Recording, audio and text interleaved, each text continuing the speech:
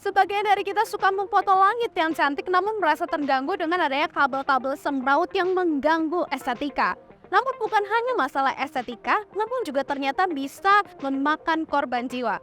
Seperti yang dialami oleh Sultan Rifat dan juga Fadin, ojol yang baru saja meninggal dunia karena terjerat kabel optik. Namun jika kita lihat jalan-jalan besar seperti di Jalan Cikini Raya, itu sudah tidak ada lagi kabel-kabel yang menjuntai karena sudah diterapkan namanya underground cable. Dan di gang-gang kecil seperti ini, kita bisa melihat adanya kabel-kabel yang masih ada di udara dan sangat semrawut. Apakah akar dari permasalahan kabel-kabel yang semrawut ini? Dimensi yang kita harapkan dibangun itu sangat berbeda. Misalnya kita berharap dua dimensinya 2 meter misalnya, tapi yang dibangun 1 meter. Jadi tidak cukup untuk menurunkan kabel. Secara intensen atau niat ada dan kita sepakat untuk ngikutin program pemerintah. Tapi bagaimana dengan tidak cukupnya media tersebut? Kalau diputus kabel di atas akan banyak atau mungkin ada beberapa yang rugi karena dia sudah bayar tapi nggak dapat menikmati layanan.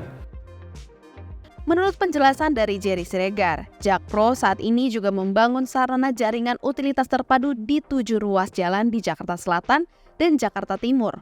Sisanya dipegang oleh Saranajaya. Tempo juga sempat mengunjungi penertiban kabel udara yang semrawut di berbagai daerah, salah satunya di Jalan Cikini 4 Jakarta Pusat yang diselenggarakan Dinas Bina Marga DKI pada Selasa 8 Agustus 2023. Dalam penertiban ini, teknisi dan beberapa perwakilan dari kelurahan datang.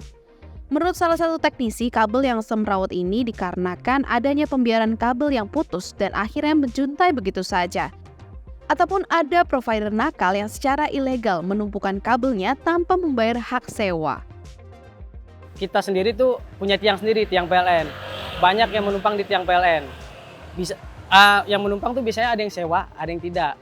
Biasanya kalau yang ilegal, kita keliling, kita segel-segelin. Jadi tiap minggu itu kita keliling untuk mencari kabel-kabel crossingan atau kabel yang menjuntai. Kalau misalkan ada yang menjuntai, kita cek dulu aksesorisnya lengkap atau tidak. Kalau misalnya lengkap, paling perlu diseging ulang atau ditarik biar kencang aja gitu, atau di weld bersama gitu. Kebanyakan kabel yang menumpuk ini, kabel yang putus dibiarin, nggak ditarik mundur. Jika kabel semrawut tidak dirapikan hingga memakan korban, lalu siapa sebenarnya yang harus bertanggung jawab? Kabel-kabel crossing itu diduga ada banyak aspek-aspek yang mempengaruhi sebab terjadinya kecelakaan. Misal, tidak standarnya truk. Nah, kalau kita bicara siapa yang bertanggung jawab bagaimana nih? Sebelumnya sebenarnya perlu kita sampaikan rasa tanggung jawab itu udah dari dulu kita lakukan perapian. Cuma apa saja ada korban. Di IKN sudah ada multi-utility tunnel yang dikendalikan dan diawasi di control room untuk mendeteksi kerusakan dan kebocoran. Akan tetapi di kota-kota besar seperti Jakarta, untuk membangun MUT ini memiliki tantangannya sendiri dari sisi integrasi dan pendanaan.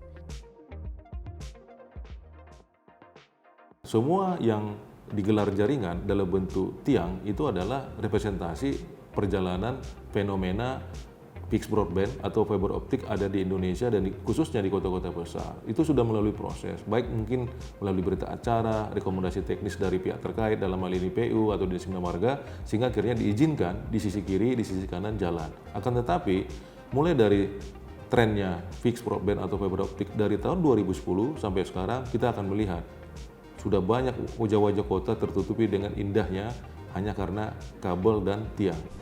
Kabel-kabel optik yang sudah putus, tak terurus, dan semrawut menjadi permasalahan yang mungkin sudah biasa kita lihat. Namun apabila didiamkan, maka akan ada korban-korban jiwa selanjutnya.